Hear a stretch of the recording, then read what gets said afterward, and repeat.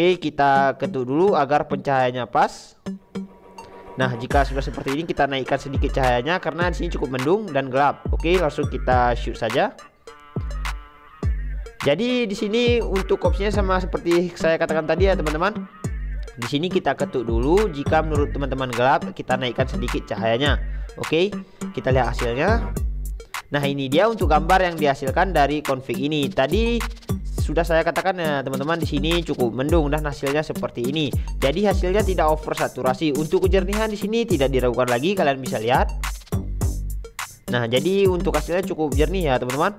Oke, jika kita zoom di sini, kalian bisa lihat untuk kedetailannya pun cukup bagus.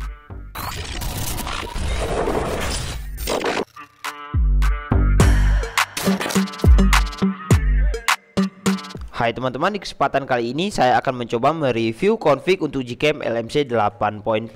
Config ini adalah pembaruan dari config sebelumnya, di mana sudah saya rubah di opsi settingan saturasi dan opsi color manual agar dapat menghasilkan foto yang bagus.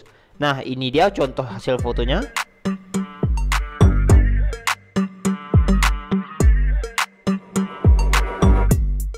Oke, di sini saya sudah menginstal aplikasi Gcam LMC-nya. Nah, bisa kalian lihat. Nah, nanti untuk linknya ada di deskripsi video ini ya teman-teman. Nah, di sini langsung saja kita buka untuk aplikasi Gcam-nya. Jika tampil seperti ini, langsung saja kita klik izinkan sampai dan selesai.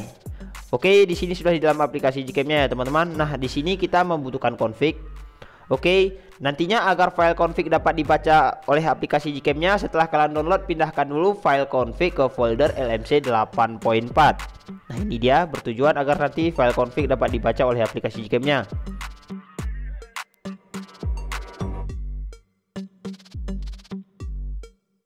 Oke, kembali ke aplikasi Gcam-nya. Nah, ini belum kita pasangi config ya teman-teman. Nanti jika kita pasangi config, maka fitur-fiturnya akan muncul. Oke, kita pasangi config-nya dengan cara tap 2 kali di sebelah tombol shutter. Lalu pilih config yang sudah kita pindahkan tadi. Kita klik import saja. Oke, perhatikan ya teman-teman, untuk pemasangan config-nya di sini fiturnya belum muncul, jadi kita coba 2 kali. Nah, kita coba sekali lagi dengan cara tap 2 kali di sebelah tombol shutter, pilih lagi config-nya. Oke, di sini untuk fiturnya sudah muncul. Ini artinya config berhasil dipasang. Nah, di sini saya tidak merubah settingan apapun setelah file config dapat dipasang. Lalu untuk opsinya saja saya rubah rasio menjadi crop lebar 16:9. Oke, langsung saja kita coba. Oke, kita ketuk dulu agar pencahayaannya pas.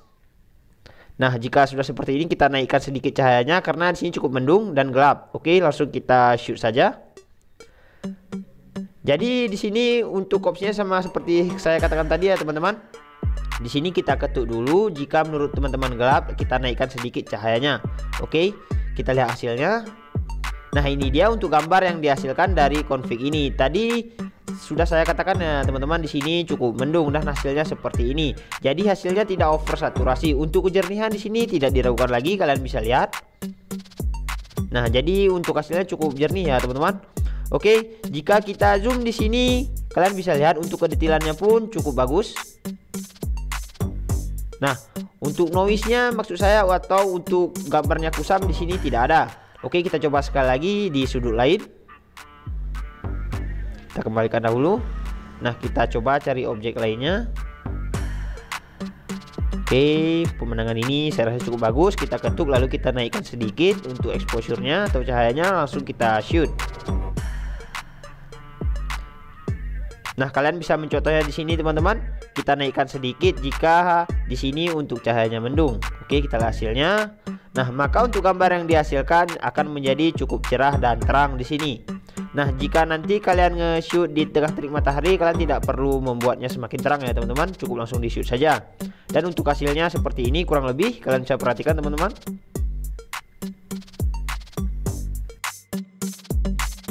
Oke teman-teman, sekarang kita coba lagi di objek orang. Nah, di sini untuk cuaca sedikit mendung ya teman-teman. Oke, kita tap dulu. Nah, langsung kita shoot. Jadi di sini lebih baik menurut saya jika cuaca mendung kita naikkan sedikit exposure-nya.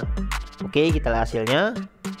Nah ini tanpa saya naikkan exposure-nya ya teman-teman, atau pencahayaannya sedikit. Nah jadi hasilnya kurang lebih seperti ini. Untuk objek orang, untuk kulit tetap natural ya teman-teman, dan untuk warna padi atau tumbuhan di sekelilingnya jadi tetap natural juga. Nah untuk kejernihan di sini sangat jernih loh teman-teman.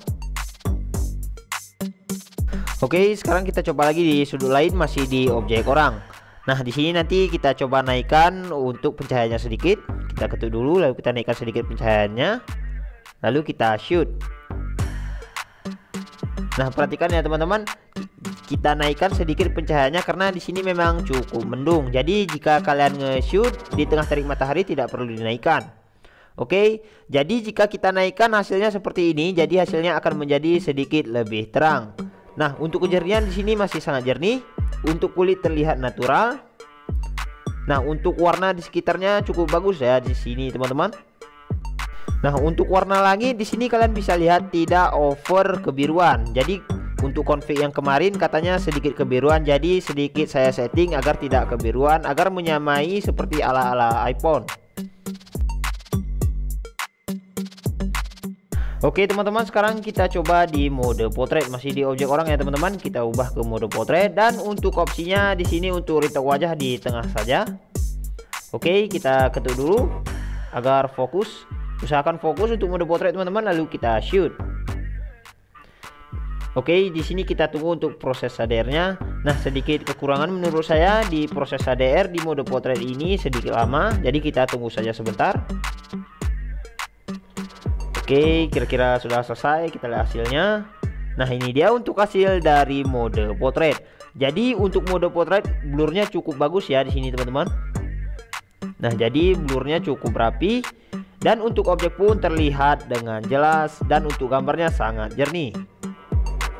Oke, sekarang kita coba di objek lainnya. Nah di sini kita coba aktifkan untuk mode Leica, apakah berfungsi di mode Leica-nya. Oke, kita tap dulu, lalu kita shoot.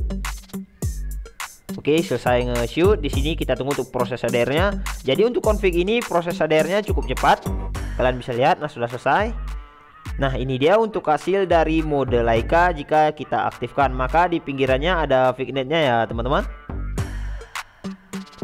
Oke, sekarang kita coba lagi di sudut lainnya, masih di mode Leica. Kita aktifkan lagi mode Leica-nya. Oke, kita coba objek pemandangan, lalu kita tap sebentar, lalu kita shoot. Oke, sudah selesai. Di sini kita tunggu lagi untuk proses HDR-nya. Seperti saya katakan tadi, untuk proses HDR di sini cukup cepat. Nah, ini dia untuk hasil dari mode Leica. Jadi untuk mode Leica di sini ada vignette-nya ya, teman-teman. Sangat bagus untuk vignette-nya di sini. Nah, untuk warnanya di sini tidak over saturasi.